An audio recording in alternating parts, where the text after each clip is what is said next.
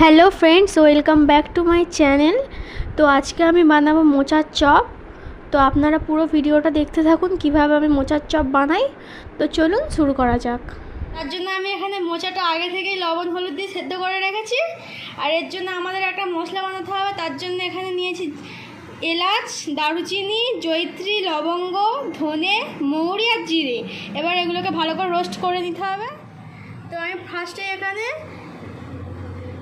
দিয়ে দেবো এলাচ, দারুচিনি, লবঙ্গ, ধনে আর জয়িত্রী। আর মৌরি আর জিরেটা আমি এখন দেবো না, কারণ এইগুলো তাড়াতাড়ি হয়ে যায়, নাহলে মশলাটা পুড়ে যেতে পারে। এবার এইগুলোকে একটু রোস্ট করে নেব। তো এটাকে আমি 30 থেকে 40 সেকেন্ডের মতন একটু রোস্ট করে নিয়েছি। এবার আমি দিয়ে দেবো এই জিরে আর মৌরিটা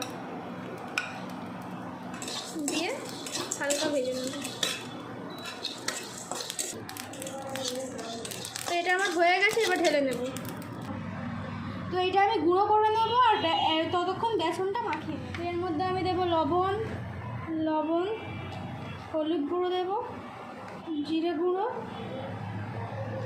লঙ্কার গুঁড়ো দেব,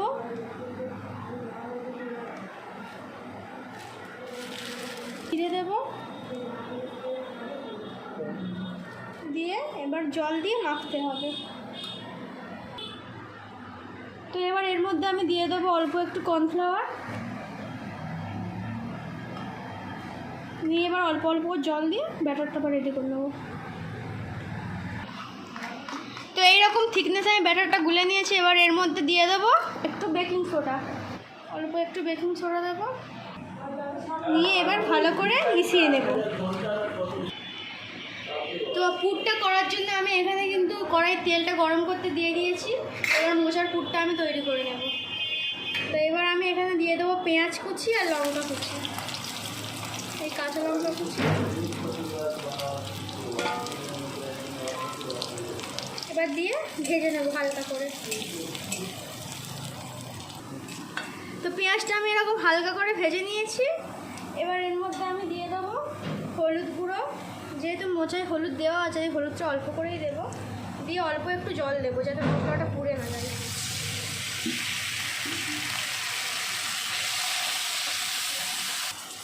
এবার দেবো লঙ্কার গুঁড়ো,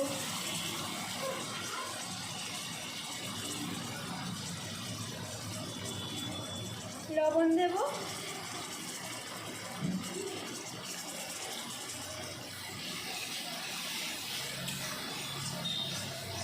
দিয়ে ভালোভাবে মিশিয়ে নেব। এবার এর মধ্যে আমি আদা রসুন বাটাটা দিয়ে দেব, দিয়ে খানিকক্ষণ ধরে ভেজে নেব। তো মশলাটা আমি এরকমভাবে ভেজে নিয়েছি। এবার আমি সিদ্ধ করে রাখা মোচাটা দিয়ে দেব,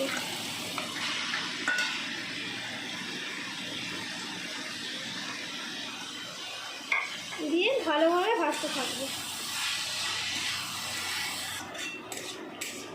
তো আমি এইভাবে ভেজে নিয়েছি। এবার আমি এর মধ্যে মশলাটা যেটা করে রেখেছি সেইটা অল্প করে দিয়ে দেবো, অল্প মশলা দিয়ে দেব,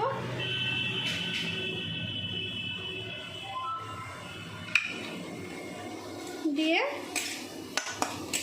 ভেজে নেবো আবার। তো এবার আমি এর মধ্যে সিদ্ধ করে রাখা আলুগুলো এরকম হাত দিয়ে ভেঙে ভেঙে দিয়ে দেব।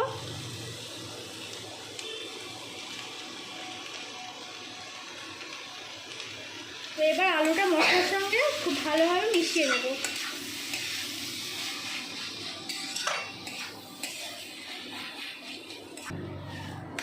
তো এবার আমি এর মধ্যে দিয়ে দেবো ধনে পাতা কুচি।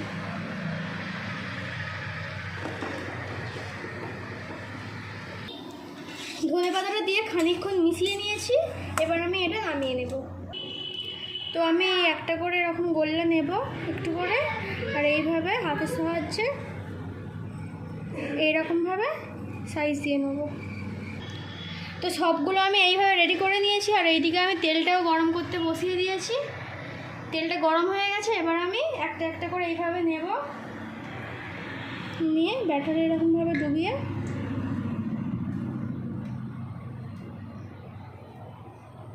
এইভাবে ছেড়ে দেবো। তো আমি এইগুলো অর্ধেক ভেজে তুলে নিচ্ছি, দুবার ধরে ভাজবো, তাহলে ভাজাটা অনেক ভালো হয়। তো আমার হাফ হাফ করে ভাজা হয়ে গেছে, এবার আমি বেশ লাল লাল করে ওগুলো আবার দিয়ে ভেজে নেব।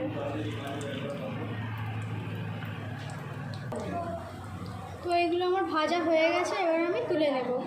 এভাবেই সবগুলোই ভেজে তুলে নেব। তো আমাদের মোচার চপ একদম রেডি।